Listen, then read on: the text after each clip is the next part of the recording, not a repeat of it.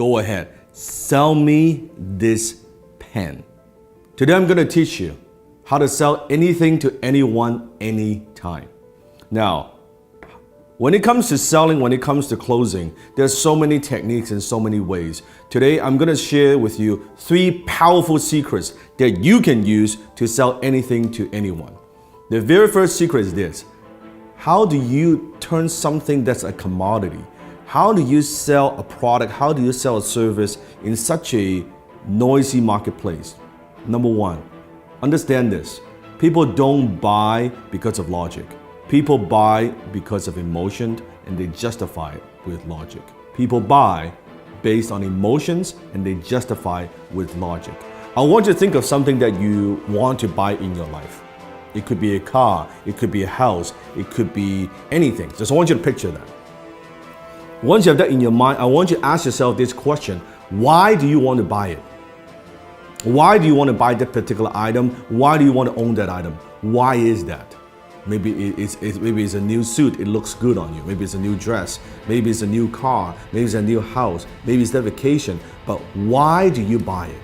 I want you to dig a little bit deeper.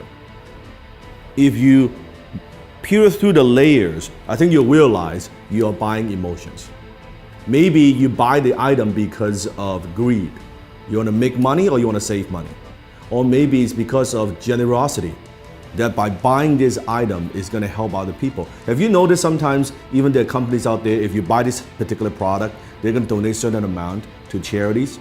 Maybe you buy because of generosity. Maybe because of shame, that if I don't buy this, I'll look foolish. If I don't own this, I'll look foolish.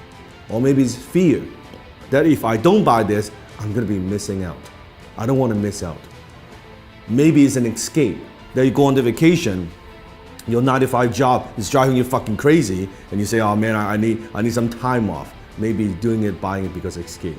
Whatever those reasons are, those are very often emotional reasons. So you buy because of emotion and you justify with logic. So think about when you're selling something to somebody. Are you just talking about features and benefits? What this thing would do for you? Or are you pushing those emotional hot buttons? I remember one time I was in Harry Rosen, which is a very well-known kind of menswear store, high-end in Vancouver. I walked into the store and I was walking by the Tom Ford section. And the salesman approached me and said, sir, is there anything I can help you with? I said, no, I'm just browsing around. And he said, do me a favor. Put this suit on. Now, at the time, I've never owned a Tom Ford suit before. I have a lot of suits, but I don't have a Tom Ford suit. He said, do me a favor, put this on. I said, all right. I put it on. He said, how do you feel? Well, it feels pretty good. I said, okay, also try this on. Put on this tuxedo. I said, okay, that's pretty good. He said, oh, it looks great. He said, sir, are you a fan of James Bond? I was like, who isn't a fan of James Bond? Like, duh. He said, you see this suit right here, this tuxedo, is the exact suit, exact same design as James Bond wears in Casino Royale. You know the scene when he was gambling? I said, fuck, it looks good, right? And before you know it, I bought the damn fucking tuxedo, right? And it's a lot of money, costs a lot of money. And if you think about that, what am I buying? I'm buying emotions. What I'm buying is this. I'm buying when I wear this tuxedo, I feel good. As a James Bond fan, I feel like James Bond. Even logically, I know this, of course, is not James Bond. I'm not James Bond. But emotionally, it takes me there. This is cool that I own, I wear the same tuxedo, the same fit, right? The same everything. And then he upsold me on the damn, like the shirt and the cufflink, the whole 9 yards, right? That's what I'm talking about. People buy because of emotions and they justify with logic. You have to understand that. Don't push your products. Don't just push your services. Don't push the features and benefits. Think about what are those emotional hot buttons that you're pushing. Number 2, people don't buy their way into something. They buy their way out of something. It means people very often, they're buying something because they have a problem they want solved. They want to buy their way out of that problem. People don't buy the drill. They want to hold on the wall. So what is it that you are helping them solve? What problem? What is it? What is that thing? You have to understand. So I always say the amount of money that you make is in direct proportion to how deep you understand your marketplace's pain. The amount of money you make is in direct proportion of how deep you go, how much you understand your marketplace's pain. So you have to understand what it is, what are the pains that people have, and how can you help them relieve some of that pain. So think about that.